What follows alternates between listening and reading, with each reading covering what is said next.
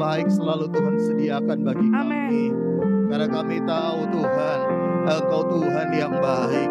Tidak ada rancangan yang buruk atas hidup kami, tapi semua rancangan yang terbaik. Itulah sebabnya setiap kali kami datang menyembah Tuhan, datang beribadah, yang kami puji, kami muliakan hanya Tuhan. Karena kami menyadari hidup kami bukan apa-apa tanpa Tuhan. Hanya Tuhan yang mengangkat kami, hanya Tuhan yang memberkati kami, hanya Tuhan yang memberikan segalanya dalam hidup kami. Karena itu Tuhan, lewat kebenaran firman-Mu hari ini, ajari kami kebenaran-Mu, ajari kami jalan-jalan-Mu, biar kami boleh hidup seperti apa yang Tuhan mau. Tuhan, tolong kami dalam setiap keterbatasan kami. Engkau memberkati kami semua.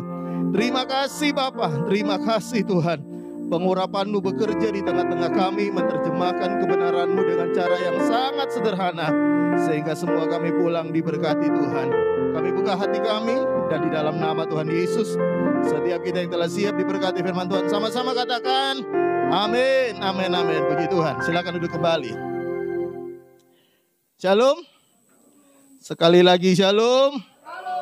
Puji Tuhan. Hari ini kita mau belajar firman Tuhan. Buka Alkitab saudara sama-sama di dalam Injil Markus pasal yang ke-14. Sekali lagi Injil Markus pasal yang ke-14. Kita baca di ayat yang ke-27 mulai sampai dengan ayat 31. Sekali lagi, Markus 14 ayat yang ke-27 sampai dengan ayat 31. Yang sudah temukan bilang amin. Saya agak geser segini biar Anda bisa melihat.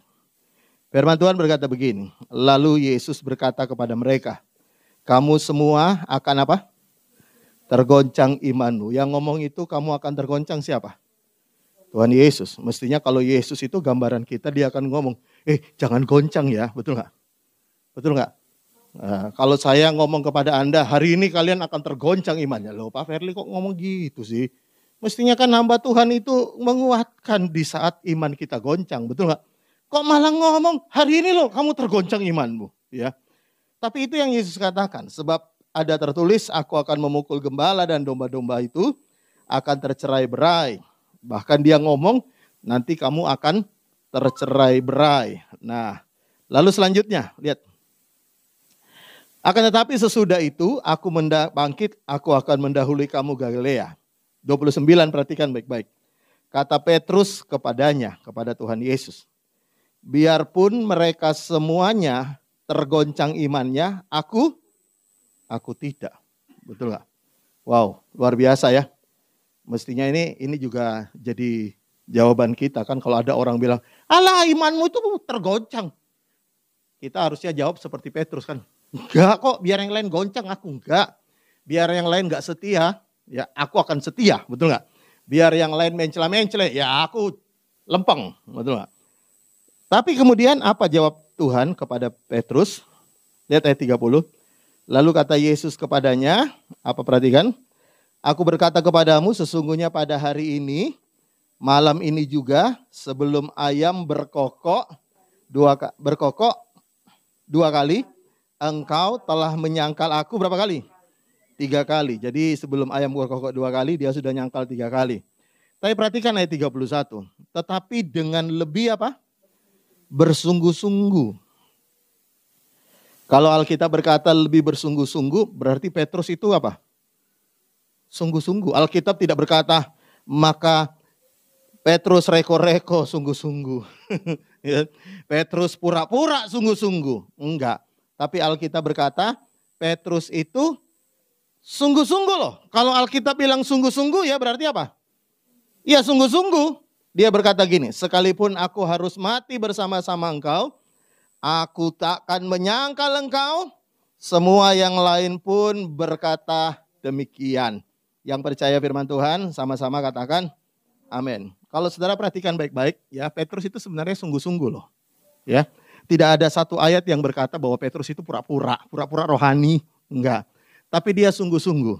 Tapi kalau saudara perhatikan meskipun dia sungguh-sungguh dia gagal juga. Akhirnya dia menyangkal Tuhan.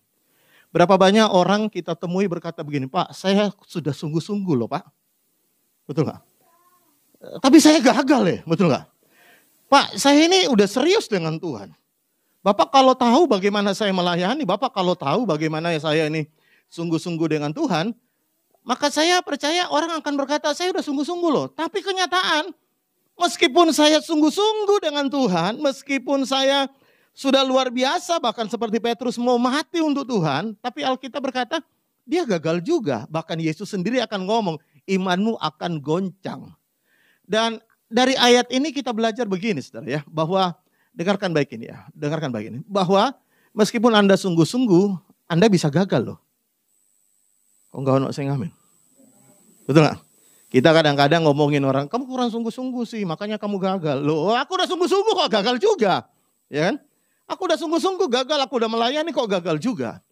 Nah, ini yang saya mau tunjukkan bahwa kenapa sih Tuhan izinkan meskipun kita sudah sungguh-sungguh, kenapa Tuhan izinkan kita gagal. Bahkan Tuhan berkata kamu itu goncang imanmu. Mestinya kalau Tuhan sudah tahu kita bakalan goncang, Bok, dikasih kekuatan. Tapi kenapa Tuhan izinkan semuanya ini terjadi? Nah, ini yang saya mau bahas pada hari ini. Kenapa Tuhan izinkan kegagalan di tengah kita sungguh-sungguh, betul nggak? Itu kan lebih menyakitkan, betul nggak? Kalau kita nggak sungguh-sungguh lalu gagal, ya oke lah. Orang masih bisa terima, iya aku dulu gak sungguh-sungguh makanya aku alami ini. Tapi bagaimana dengan orang sungguh-sungguh? Ya, sungguh-sungguh tapi ngalami hal yang tidak enak, gagal. Nah, saya mau tunjukkan kepada saudara, ada beberapa hal kenapa sih Tuhan izinkan kegagalan. Yang pertama adalah begini, kegagalan itu adalah sebuah proses pendewasaan secara rohani. Saya bisa dengar kata amin. Ya, kadang kita sungguh-sungguh tapi nggak dewasa rohani loh. Saudara tahu banyak orang sungguh-sungguh punya hati tapi nggak dewasa, betul nggak? Nah, saya yakin ada seorang suami bisa berkata kepada istrinya, aku sungguh-sungguh loh sayang sama kamu, aku nggak main-main. Tapi kelakuannya nggak dewasa, betul nggak? Betul nggak? Ada istri berkata, aku sungguh-sungguh loh sayang sama kamu, tapi kelakuan nggak dewasa. Karena begini, antara sungguh-sungguh dengan dewasa, itu dua hal yang berbeda. Nah, Tuhan bukan hanya kita pengen sungguh-sungguh, tapi Tuhan pengen kita tumbuh jadi dewasa. Ya, dewasa dalam Tuhan.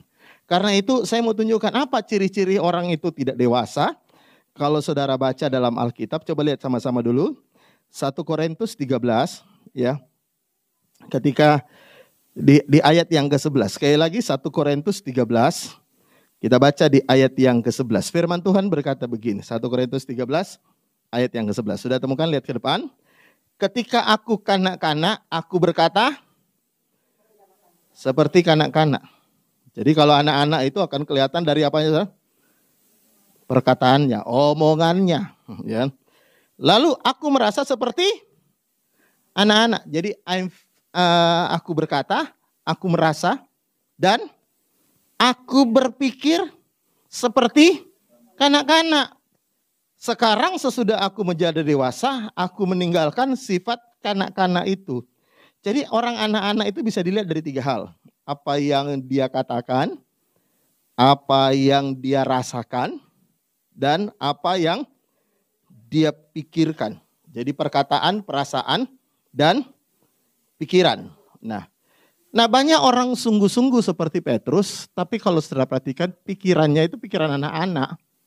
Perkataannya perkataan anak-anak. Betul nggak? Apa yang dia rasa, perasaan anak-anak. Ya. Makanya begini saudara ya, ketika kita mulai sungguh-sungguh dengan Tuhan, kadang Tuhan izinkan goncangan, supaya kita ini tumbuh jadi dewasa. Karena saya mau beritahu ya, orang yang berhenti melayani, orang yang mutung di tengah jalan, itu bukan orang yang gak sungguh-sungguh loh, bukan. Tapi orang yang gak dewasa.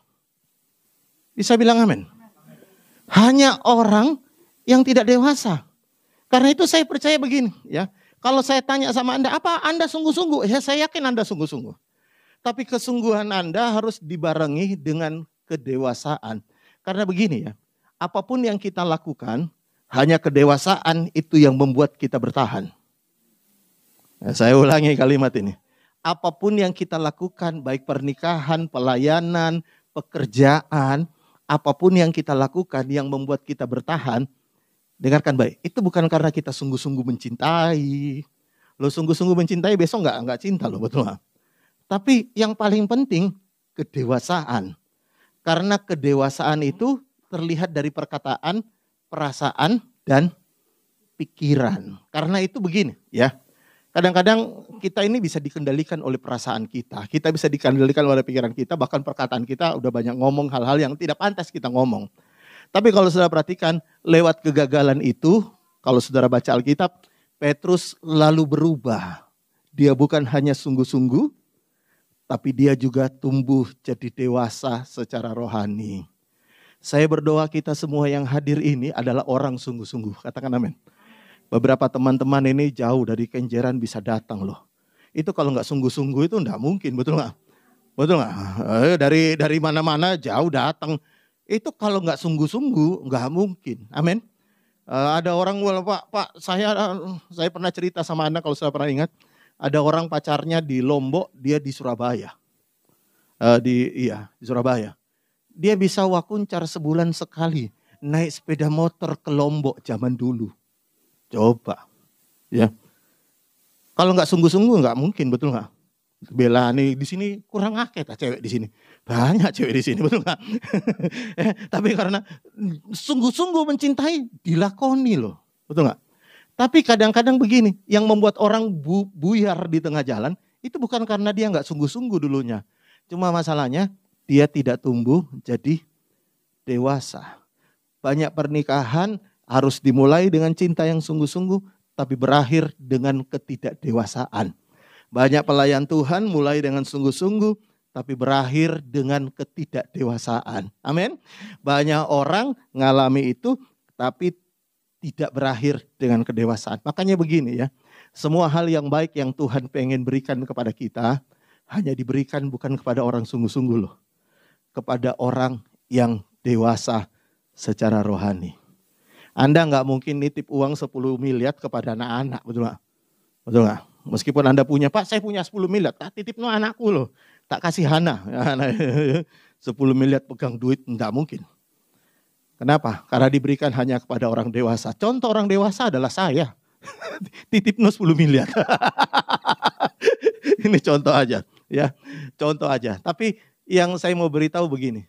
Semua orang sungguh-sungguh, kadang-kadang kita perlu diproses dalam kehidupan supaya kita menjadi suami yang dewasa, istri yang dewasa, pelayan Tuhan yang dewasa. Amin. Dalam pekerjaan juga kita dewasa. Nah, perhatikan baik-baik. Paulus berkata, anak-anak itu berpikir seperti anak-anak. Ya, semuanya dipikirkan seperti anak-anak. Lalu bagaimana Pak caranya kalau kita bertemu dengan orang yang tidak dewasa secara rohani? Kalau saudara baca, lihat dulu 1 Korintus pasal 3 ayat yang pertama. 1 Korintus pasal 3 ayat yang pertama dikatakan begini. Ya. Dan aku, saudara-saudara, 1 Korintus 3 ayat pertama, pada waktu itu tidak dapat berbicara dengan kamu seperti dengan apa?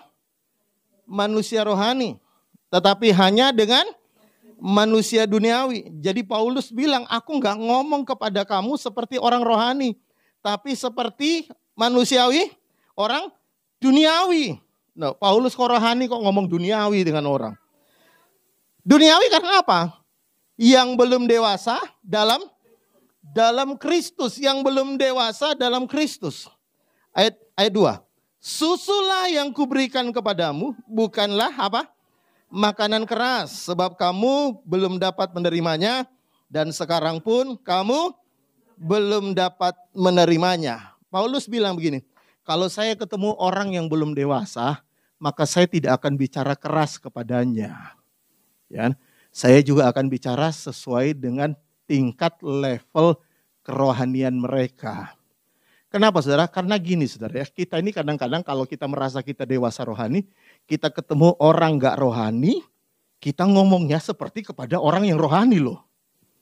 Ya, padahal saudara tahu ya, Paulus sendiri ngomong, dia ini rohani, ketemu orang duniawi, dia gak ngomong rohani.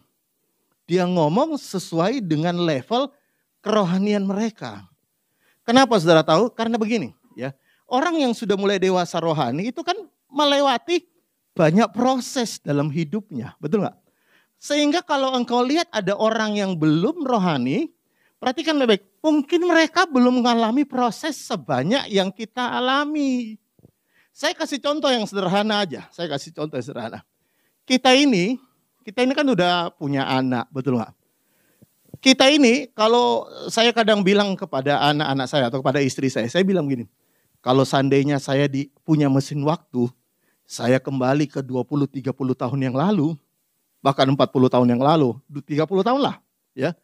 Maka saya akan menjalani kehidupan lebih baik daripada apa yang saya jalani hari ini, betul nggak? Kenapa? Karena kita udah pikiran sekarang yang dewasa, dibandingin dengan dulu waktu kita hadapi masalah, kadang-kadang pikiran kita belum dewasa, betul nggak? Nah, kenapa hari ini kita bisa bijak? Karena kita sudah lewati banyak hal. Nah, kalau anak kita belum melewati banyak hal, kadang-kadang kita orang tua nuntut dia supaya sebijak kita loh. Padahal kita ini seumur mereka belum tentu loh sebijak mereka juga, betul nggak? Betul nggak? Kadang-kadang kita ini seumur mereka, kita nggak sebaik mereka, anak-anak kita hari ini. Anak-anak kita loh lebih baik kadang-kadang dibandingin kita loh di seumuran mereka. Kok nggak ono saya amin? Bisa bilang amin? Betul nggak? Suatu hari saya diundang, istri saya bilang, kamu ke sekolah, ngapain? Ambil raport anak. Ya biasanya saya datang, anak-anak saya paling senang kalau saya yang datang ambil raportnya. Saya datang lalu gurunya, wali kelasnya ngomong gini, Pak ini anak bapak ini nakal loh. Oh ya? Iya Pak, anak bapak nakal. Anda lihat aja yang mana salah satunya kira-kira yang nakal. Lalu saya jawab gurunya begini. Oh iya Pak, tapi anak saya nakal. Tapi saya lebih nakal dulunya dibandingin anak saya hari ini. Dan hari ini saya jadi pendeta. Ya, saya bilang begitu kenapa? Karena begini ya. Ya. Belum tentu loh gurunya dulu sebaik dulu, betul nggak? Waktu dia jadi murid belum tentu sebaik anak kita, betul nggak? Tapi dia ngomong anak kita seperti dia lihat yang dirinya sekarang. Seperti halnya kita kalau lihat anak kita, kadang-kadang kita mangkal, betul nggak? Jangankan lihat anak, lihat pucuk, kadang-kadang mangkal kok, bilang amin. Betul nggak? Kenapa? Karena begini, kita ini mungkin udah lebih dewasa secara rohani, udah banyak yang kita lewati, betul nggak? Lalu kita lihat orang rasanya pengen dingamui, pengen dimarahin, pengen diinin. Padahal saudara tahu, mereka belum melewati banyak hal seperti yang kita alami. Bahkan kalau saudara tahu ya, anak-anak kita hari ini mungkin, ya mereka pacaran cuma chatting-chattingan dan lain-lain. Kita ini loh, ketemu langsung, betul gak? Mereka pacaran mungkin tidak sembunyi-sembunyi kayak kita, manjat pohon, curi-curi keluar malam, atau manjat tembok atau apalah, betul gak? Kita kadang-kadang kita berharap mereka lebih baik, padahal kita aja seumuran mereka. Tidak lebih baik dari mereka. Kok nggak ono saya ngamen sih? Saya bilang amin. Kadang-kadang anak-anak kita itu, kalau kita lihat kita seumuran mereka, kadang-kadang mereka lebih rohani dibandingin kita loh. Seumurannya mereka. Kita ini bisa rohani karena udah banyak hal yang kita lewati loh. Betul nggak? Proses demi proses membuat kita lebih bijak, membuat kita lebih ngerti kehidupan. Membuat kita lebih tahu bagaimana cara menghadapi masalah. Membuat kita lebih ngerti bagaimana lebih bijak menghadapi orang. Tapi orang-orang yang belum rohani, kadang-kadang mereka belum tentu sebijak itu. Makanya Paulus bilang begini, orang-orang yang belum rohani, dia juga bicara seperti level imannya. Bisa bilang amin? Saya ini pendeta, yang paling kesian itu anak-anak pendeta. Bisa bilang amin Pak Ferry? Karena begini teman anak pendeta yang karena kadang-kadang kita ini dicap level rohaninya harus rohani bapak kita, betul nggak? Karena apa? Karena padahal bapak kita itu yang pendeta udah ngalami banyak proses, betul nggak? Sementara anak kita kalau perlu baru lahir nggak boleh nangis, mesti langsung haleluya, haleluya. Karena berharap anak pendeta, betul nggak? Mestinya kalau dari kecil itu mestinya haleluya, haleluya, betul nggak? Dari nangis bukan langsung ku naikkan syukurku. Padahal anak pendeta atau pendetanya sendiri pun bisa serohani sekarang. Itu lewati banyak tantangan loh. Betul gak? Lewati banyak proses kehidupan. Karena itu saya percaya begini, orang sungguh-sungguh harus tumbuh jadi dewasa. Karena yang jadi selalu menjadi masalah kita bukan karena sungguh-sungguh. Karena kita tidak tumbuh jadi dewasa. Banyak pelayan Tuhan sungguh-sungguh tapi enggak dewasa. Bahaya dalam pelayanan. Dia enggak akan kuat, dia yang akan bertahan. Karena itu Tuhan izinkan proses demi proses berjalan. Tujuannya apa? Membuat kita jadi lebih dewasa. Pak, saya ketipu orang 50 juta. Kalau Anda pernah ketipu orang 50 juta, paling tidak Anda lagi ngerti gini. Oh ya, Anda belajar lain kali nggak gampang percaya orang, betul nggak? Nggak gampang serahin duit 50 juta, betul nggak? Tapi Pak, gimana Pak? Ya paling tidak ada banyak hal yang kita bisa pelajari dari setiap kegagalan kita. Karena itu bagian yang pertama tadi saya mengatakan seperti Petrus. Petrus itu sungguh-sungguh, tapi kurang dewasa. Karena kedewasaan tadi ada 3 hal apa? Perkataan, perasaan, dan pikiran. Tadi 1 Korintus ya, perasaan, perkataan, perasaan, dan pikiran. Ya. Nah itu bagian yang pertama. Kenapa Tuhan mengizinkan kadang kegagalan seperti halnya Petrus. Nah bagian yang kedua, saya bahas 2 saja. Katakan puji Tuhan. Ya. Yang kedua karena begini, kalau saudara tahu ya, Petrus itu 3 kali nyangkal Tuhan. Kalau saudara baca kisahnya, saya nggak perlu baca, maka saudara akan mengerti. Kenapa Petrus menyangkal Yesus 3 kali? Karena dia ditanyai orang 3 kali. Betul nggak? Ada seorang budak tanya, bukankah kau pengikut Yesus? Oh dia bilang bukan. Ada prajurit berkata, bukankah kau pengikut Yesus? Oh bukan. Sampai 3 kali. Jadi kenapa Petrus nyangkal 3 kali? Karena dia ditanya 3 kali. Kalau 5 orang yang nanya, dia berapa kali? 5 kali. Nah saya mau tunjukkan satu proses yang disebut dengan ini. Coba lihat sama-sama dengan saya dulu. Dalam Amsal pasal 24, lihat ke ayat 16. Amsal 24 ayat 16. Yang sudah tahu tadi pagi datang, jangan dijawab. Ya, Amsal 24 ayat 16. Firman Tuhan berkata begini. Sebab 7 kali orang benar itu jatuh, namun apa? Ia bangun kembali, tetapi orang fasik akan roboh dalam bencana. Nah, saya mau tanya sama Anda. Kenapa orang benar itu bisa 7 kali jatuh? Ya, kenapa orang benar bisa 7 kali jatuh? Kenapa enggak 5 kali? Kenapa enggak 3 kali? Kenapa dikatakan orang benar 7 kali jatuh? Nah, untuk menjawab itu saya kasih contoh sederhana supaya kita bisa mengerti. Kenapa orang bisa 3 kali gagal ujian? Kalau saudara berkata, oh karena dia kurang belajar Pak, makanya dia gagal. Saya mau beritahu, orang bisa 3 kali gagal ikut ujian bukan karena kurang belajar. Tapi karena 3 kali dia ikut ujian. Betul nggak? Kalau dia 5 kali ikut ujian, berapa kali bisa gagalnya? Ya 5 kali, betul nggak? Karena Anda nggak mungkin ini, saya ikut 2 kali ujian, 5 kali gagal. Ya nggak mungkin lah, betul nggak? Betul nggak? Saya 2 kali ikut ujian, 3 kali gagal. Nggak mungkin. Kalau Anda ikut ujian 3 kali, kemungkinan bisa juga disebut gagal 3 kali. Nah kenapa orang benar 7 kali jatuh? Karena setiap kali jatuh, dia bangkit lagi. Jatuh lagi, bangkit lagi, jatuh lagi, bangkit lagi, jatuh lagi, bangkit lagi, jatuh lagi. Makanya dikatakan 7 kali. Nah kalau saudara perlu tahu bahasa Alkitab 7 itu selalu berkaitan dengan kesempurnaan. Ya, kesempurnaan. Artinya begini, ini orang wes bolak-balik,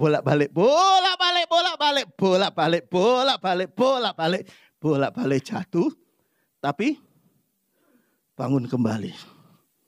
Oh, haleluya. Saya nggak tahu Anda udah berapa kali mencoba. Kalau saudara berkata, Pak saya 5 kali gagal.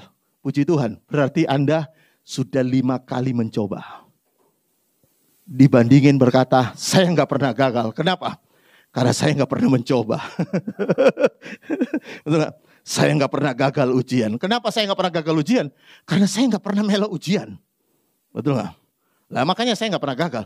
Saya nggak pernah gagal bisnis. Kenapa? Soalnya aku nggak duwe bisnis. Betul nggak?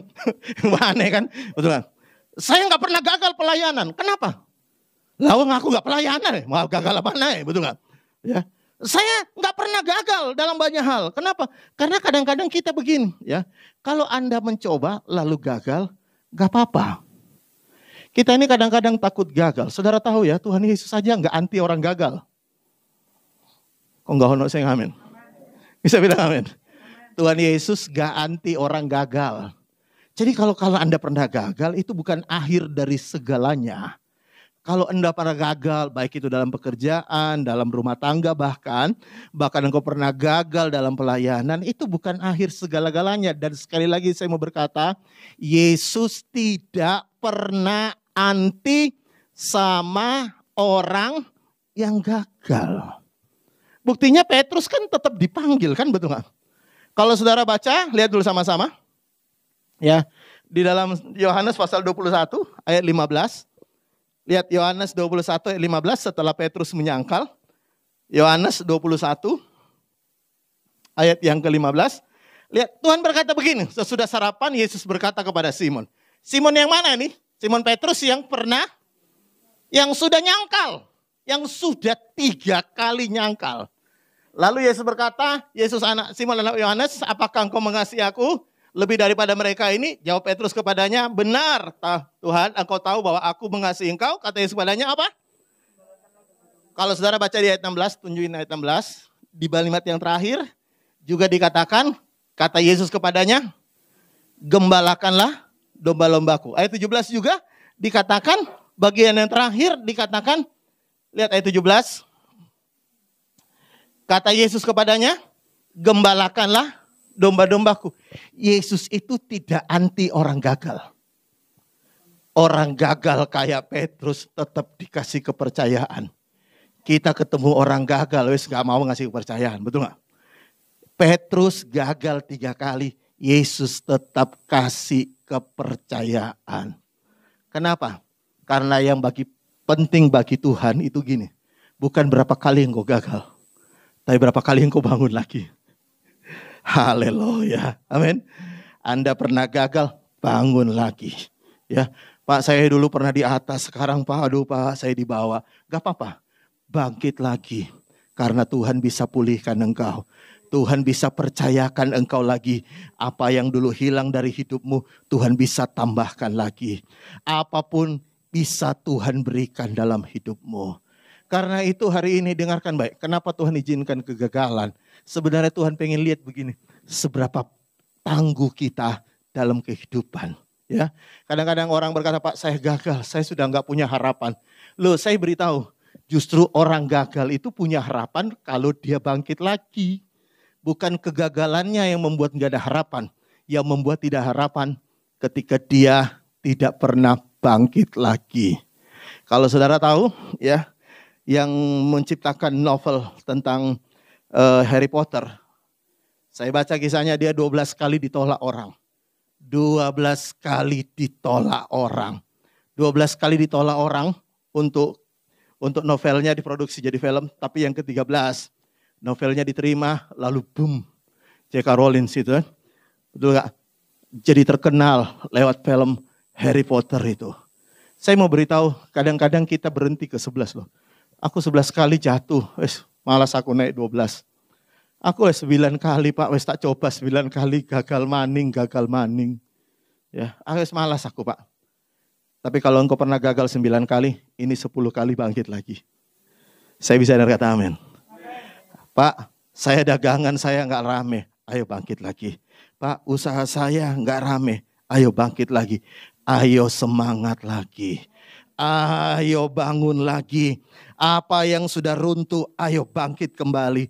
Dipulihkan Tuhan, bahkan Tuhan berkati engkau kembali. Itulah yang disebut kita belajar dari kegagalan. Tidak ada orang yang tidak pernah gagal. Dan Tuhan ngerti akan hal itu. Tapi Tuhan pengen siapapun dari kita hari ini, kalaupun engkau gagal, ayo bangkit lagi. Amin. Saya percaya semua yang terbaik dari Tuhan, Tuhan bisa limpahkan dalam hidupmu. Tetap semangat, Tuhan Yesus memberkati kita semua. Yang percaya katakan amin. Amin. Mari kita bangkit berdiri bersama. Saya minta nada G.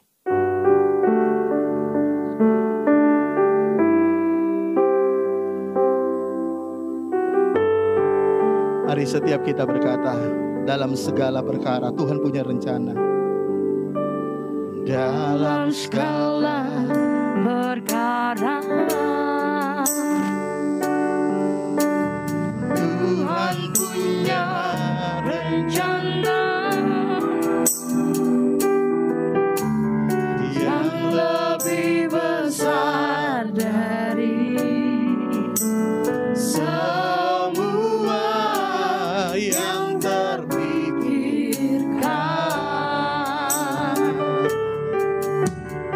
Apapun yang kau perbuat, tak ada maksud jahat. Sebab itu ku lakukan semua denganmu Tuhan. Ku tak akan menyerah. Ku tak akan menyerah pada apapun juga, sebelum ku coba semua yang ku bisa, tapi ku berserah kepada kehendakmu. Hatiku percaya Tuhan punya rencana. Saudara, saya teringat istri saya itu belajar mobil di usia 40 tahun. Ya. Belajar mobil usia 40 tahun. Saudara. Saya leskan dia untuk itu, untuk belajar nyetir. Ya. Tapi setelah 1 minggu, 10 kali pertemuan, habis les, dia nggak kemana-mana, dia nggak pakai mobil, di rumah. Ya, selalu saya tanya, kenapa kamu nggak pakai mobil? Ya takut aku, Bi. Ya. Loh, kamu kan sudah les? Iya, tapi biar udah les takut aku. Saudara tahu, saya bilang sama Isra, ini mobil, pergi sendiri sana. Kemana aku? Pokoknya muter-muter Sidoarjo, kemana muter-muter ini, pakai. Nanti kalau ada apa-apa, nggak apa-apa. Yang penting aku nggak melok. Kenapa saudara tahu ya? Kalau saya sama dia, tekanan darah saya bisa naik kan, betul nggak? Aduh, dikasih tahu rem, kok nggak direm sih malah digas. Saya stres, dia juga melok stres, betul nggak? Betul nggak? Belok kiri lo, kiri. Dibilangi kiri kok malah kanan. Dia tambah bingung, betul nggak? Lalu saya bilang, wes kau pergi sendiri aja, ya, keliling-keliling. Ya, nanti kalau nabrak, tidak apa-apa. Ya, kadang-kadang orang proses belajar kan kadang-kadang saya serempet dikit, betul nggak? Dan terbukti memang banyak serempetnya. Tapi bukan hanya dia yang serempetin, saya juga serempetin. Jangan pikir orang baru belajar yang bisa nyerempetin. Orang udah lama naik mobil aja bisa nyerempetin, betul nggak? Saya juga nyerempetin juga. Tapi yang saya mau bilang begini ya, kadang-kadang kita ini ya, kenapa banyak orang trauma, gak mau mencoba lagi? Karena bagi beberapa orang itu gagal itu satu momok yang luar biasa. Sedangkan Tuhan aja gak lihat kegagalan itu sebuah momok yang sangat mengerikan loh. Betul gak? Kenapa anak kita trauma? Karena waktu dia gagal, 3 tahun kita marahin dia. Ya. Kenapa suami kita trauma? Karena kita istri itu 3 bulan. Makanya Tuhan bilangnya gak dengar. Makanya 3 bulan. Akhirnya dia trauma, gak mau coba lagi, betul gak? Istri kita coba masak, kasinan sekali. Sehari semalam suntuk diomelin mau tidur. Makanya lain kali gak usah masak ya. Makanya tak begini. Orang jadi trauma, besok aku gak masak lagi. Beliau dewek. Kenapa? Karena bagi kita ini kegagalan itu satu hal yang sangat momok, sangat seperti suatu hal yang mengerikan. Saya memberitahu bagi Tuhan kegagalan bukan hal yang mengerikan. Amin. Karena ketika Tuhan lihat kita gagal, Dia akan berkata kepada kita, ayo nak, coba lagi. Haleluya. Amin. Kalau kau pernah usaha, Pak, usaha saya belum bisa jalan, saya gagal. Saya mau beritahu apa kata Tuhan kepada kita. Tuhan akan berkata, nak, coba lagi. Karena engkau tidak pernah tahu. Engkau tidak pernah tahu kapan berkat-Ku tercurah. Tapi yang paling penting hari ini, ketika engkau gagal, bangkit lagi, coba lagi, Coba lagi, coba lagi, coba lagi, coba lagi, coba lagi, coba lagi. Karena kita percaya ada pemulihan, ada berkat Tuhan dalam hidup setiap kita. 7 kali orang benar jatuh, dia akan bangkit lagi. Haleluya. Mari angkat tanganmu sama-sama, katakan, ku tak akan menyerah. Haleluya, haleluya, haleluya. Ku tak akan menyerah. Ada apapun juga, sebelum ku coba Semua yang ku bisa, tapi ku berserah amin. kepada kehendak-Mu.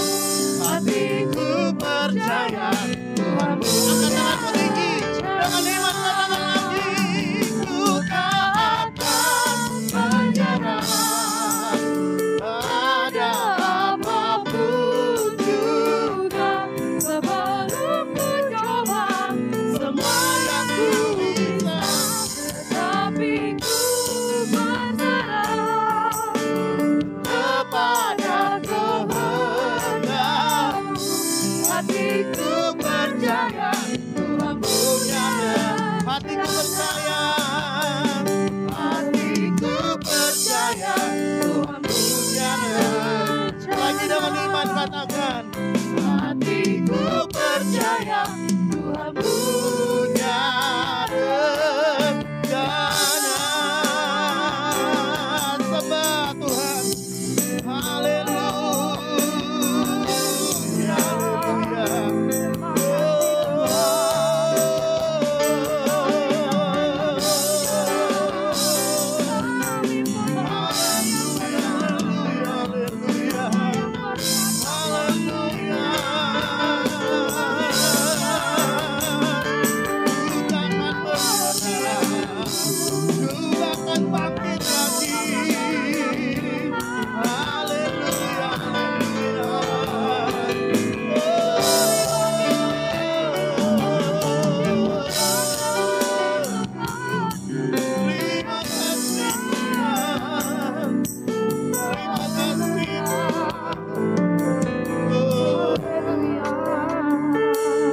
Mari buka tanganmu sama-sama di hadapan Tuhan. Berkata-kata kepada dirimu sendiri. Hari ini engkau berkata dalam rohmu, berkata kepada dirimu, jangan menyerah, bangkit lagi, semangat lagi.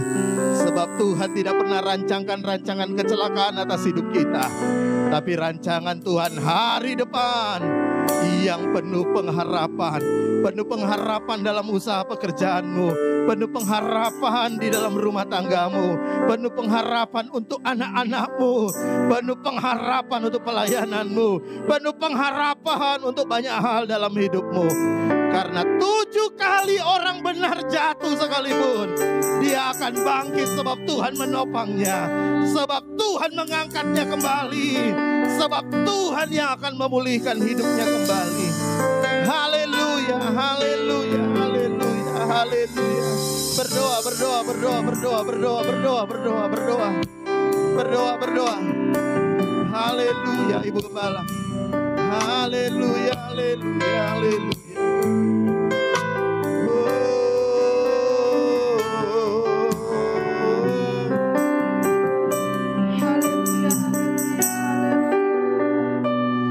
Terima kasih Tuhan atas firman-Mu yang sudah menguatkan kami umat-Mu. Kami yakin, kami percaya Engkau mengasihi kami semua yang hadir pada sore hari ini. Apapun kondisi hidup kami, apapun yang sedang kami alami, mungkin hari-hari gelap, masa-masa terpuruk sekalipun, kami percaya, kami yakin ada tangan Tuhan yang kuat, yang dahsyat, yang berkuasa menopang tangan kami Tuhan. Mengangkat kami kembali untuk kami bangkit, berlari Tuhan kepada jalan kebenaran-Mu Tuhan. Untuk itu Tuhan, bangkitkan hati kami, bangkitkan semangat yang ada dalam jiwa kami Tuhan, untuk sungguh-sungguh yakin bahwa Engkau Tuhan Yesus adalah Tuhan yang baik, Tuhan yang mengasihi kami. Biar kami mau mendekat dan mendekat lebih lagi Tuhan kepada Engkau. Kami percaya Tuhan, tangan-Mu sedang terulur pada kami semua pada sore hari ini, untuk angkat kami kembali Tuhan. Karena kami percaya Tuhan, bersama dengan Tuhan segala kegagalan akan Tuhan ubah menjadi kebaikan Tuhan. Akan Tuhan ubahkan menjadi mujizat keajaiban.